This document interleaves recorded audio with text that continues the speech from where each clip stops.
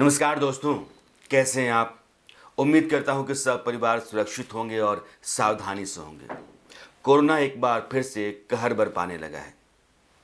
अलबत्ता पिछले साल के मुकाबले ज़्यादा खतरनाक हो गया है और उसकी रफ्तार भी कहीं तेज़ है।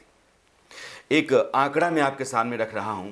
15 फरवरी 2021 को देश में संक्रमित होने वाले लोगों की तादाद रोज़ाना 11,649 थी। यह 15 फरवरी का आंकड़ा है और 15 मार्च का आंकड़ा है 26,291। यानी कि 11,600 से 26,200 का मतलब यह है कि 2 गुना से थोड़ा ज़्यादा। लेकिन 15 मार्च से आज 6 अप्रैल यानी कि 15 और 6 21 22 दिन, और 22 दिन में आज की तारीख में जो संक्रमित लोगों की तादाद है वो 97,000 है।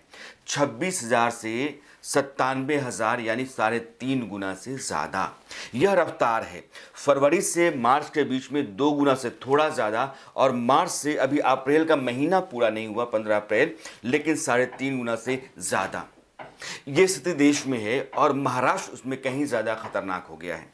देश में जितने भी लोग संक्रमित हो रहे हैं लगभग आधे लोग महाराष्ट्र में हैं। जो मौत है वो भी 1/3 के आसपास महाराष्ट्र में है। दिल्ली और मुंबई जैसे शहरों में अब लॉकडाउन जैसी स्थिति है। महाराष्ट्र में कुछ फैसले हैं, वो ये है कि रात के 8 बजे से लेकर सुबह 7 बजे तक 144 लागू है, यानी कि आप मूव नहीं करेंगे, लॉकडाउन की स्थिति है।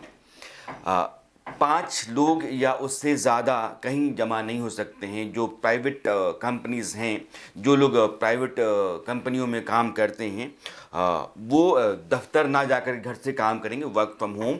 और सरकारी जो दफ्तर हैं वहाँ आधे लोग रहेंगे, यह तय करना है। यानी कुल मिलाकर के यह स्थिति पुणे की भी है। महाराष्ट्र के तमाम हिस्सों में सरकार लगातार कड़ाई कर रही है, और इसलिए भी है क्योंकि महाराष्ट्र देश में सबसे ज़्यादा बीमार होता जा रहा है कोरोना के लिहाज से।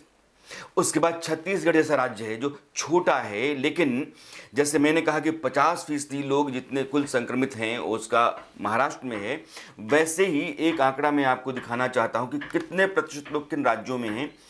छत्तीसगढ़ में लगभग 8% लोग हैं। यानी कि समूचे देश में अगर 100 लोग इन्फेक्टेड हो रहे हैं तो 8 लोग छत्तीसगढ़ में हो रहे हैं। लगभग 50 लोग महाराष्ट्र में हो रहे हैं 100 में।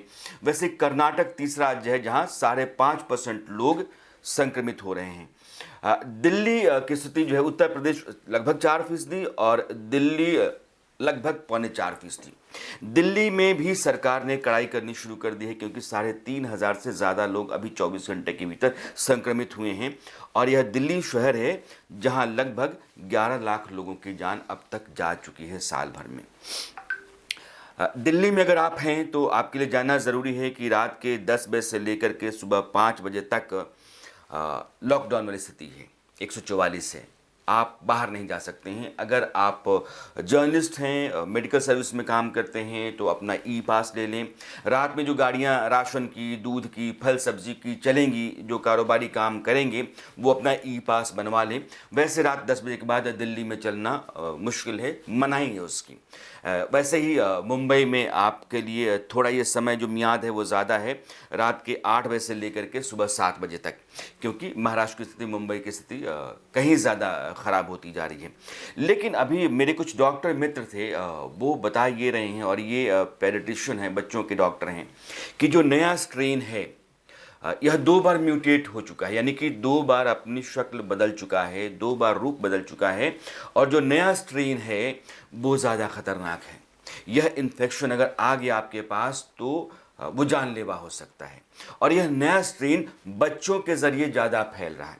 यानी कि अगर आपका बच्चा उसको बुखार है और 2 दिनों तक बुखार है, फिर वो ठीक हो जा रहा है, तो उसको 14 दिन के लिए क्वारंटाइन कीजिए, क्योंकि उस बच्चे से बड़े लोगों को इन्फेक्शन जाएगा। बच्चों की इम्यूनिटी बहुत ज़्यादा होती है, मजबूत होती है, इसलिए उनको इस कोविड से या नए स्ट्रेन से जान का ख़तरा नहीं है, लेकिन वो इन्फेक्शन पैदा करेंगे, वो ज़्यादा लोगों को बीमार करेंगे। इसलिए अगर बच्चे को 2 दिनों तक बुखार है और वो ठीक हो जा रहा है तो तुरंत आप उसको क्वारंटाइन कर दीजिए या फिर उसका टेस्ट करवा लीजिए। यह ज़रूरी है। अगली बात मैं आपके सामने रखना ये चाहता हूँ कि टीका, अगर आप 45 साल के हैं तो बहुत ज़रूरी है कि पास में जा कर के जो सरकारी अस्पताल है या प्राइवेट अस्पताल है वहाँ जा कर के आप अपना टीका लगवा लें। वैक्सीनेशन बहुत ज़रूरी है। बहुत सारे लोग परहेज़ कर रहे हैं, उनको लगता है कि हमको तो अभी तक नहीं हुआ, हमको नहीं होगा, या फिर पता नहीं लगा लेंगे तो हो जाएगा, लगा लें तो क्या हो जाएगा। अब इस तरह की मानसिकता में रहने से बेहतर ये है कि आप देश की सोचिए, परिवार की सोचिए, समाज की सोचिए और अपनी भी सोचिए। अगर आपको अपनी फ़िक्र नहीं है तो होनी चाहिए, वैक्सीनेशन करवाएं। वैक्सीन 45 साल के लोगों को लग रही है, लगाएं। लेकिन सरकार इस कोशिश में है कि 18 साल और उससे ऊपर के जितने भी लोग देश में हैं उनको वैक्सीन लगा दी जाए। इस तरह की मांग भी उठ रही है अलग अलग हलकों से। लेकिन चूंकि वैक्सीन देश में इतनी ज़्यादा तादाद में नहीं बन रही है कि 18 साल से ऊपर के जितने भी लोग हैं उनको हम वैक्सीनेशन से सुरक्षित कर दें। हाँ, दुनिया को जो हम टीका दे रहे थे, उस दुनिया को जो खेप जा रही थी उसमें कमी आएगी, क्योंकि पहले देश, पहले अपने लोग हैं। इसलिए सरकार ने ये तय किया है कि देश में वैक्सीन की जो ज़रूरत है पहले उसकी भरपाई कीजिए, अपने लोगों का वैक्सीनेशन करवाइए, अपने लोगों को सुरक्षित कीजिए। दुनिया की जो जिम्मेदारी है उसको हमने निभाया है, आगे भी निभाते रहेंगे। लेकिन देश के भीतर 45 साल या उससे ऊपर के लोगों को पहले वैक्सीन दीजिए, उसके बाद मुनासिब लगता है कि हम इतना वैक्सीन बना सकते हैं कि 18 साल या उससे ऊपर के लोगों को भी हम टीका दे दें, उनको सुरक्षित कर दें, तो वो भी किया जाएगा। लेकिन 2-3 बातें बहुत ज़रूरी हैं। आप इसको सलाह मान लें, आप दोस्ताना एक राय मान लें। बहुत जगहों पर मैं देखता हूँ, दिल्ली है, मुंबई है, चूँकि हम लोग जर्नलिस्ट हैं तो देश के तमाम हिस्सों से वीडियोज़, तस्वीरें आती रहती हैं। कोई परहेज़ नहीं है, कोई डर नहीं है।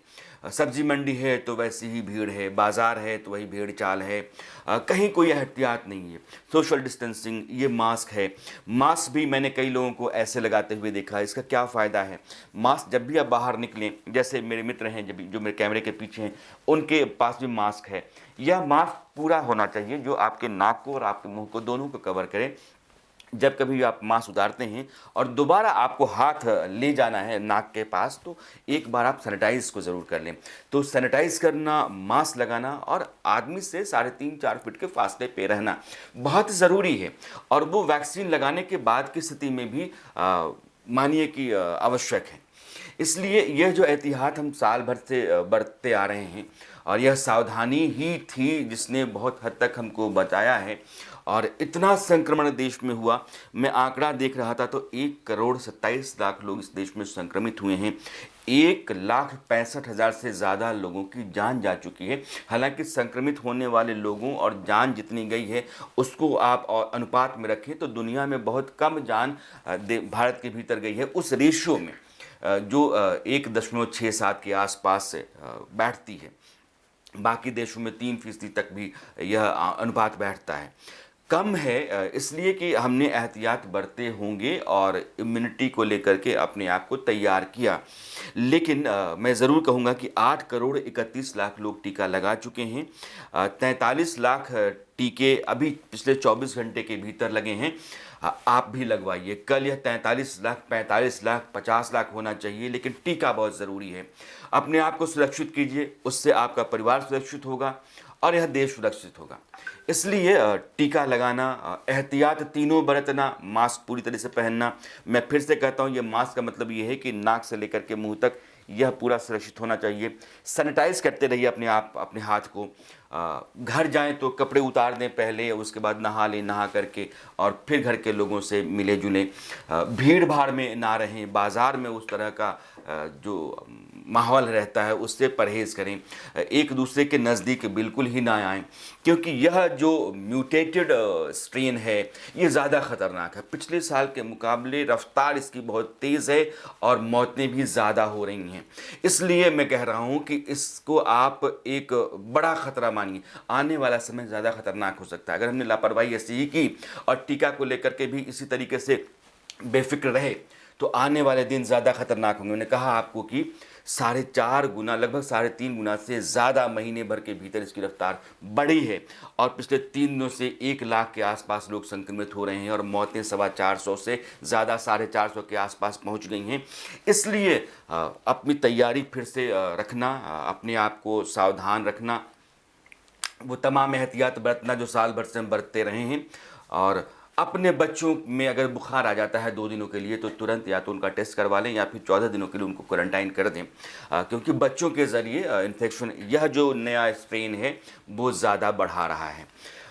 तो आज मैं सिर्फ इसलिए आया, हालांकि देश में बहुत सारी खबरें थीं, बहुत ज़रूरी हैं, लेकिन इतनी ज़रूरी नहीं हैं जो जान से ज़्यादा कीमती हो या अहमियत रखती हो।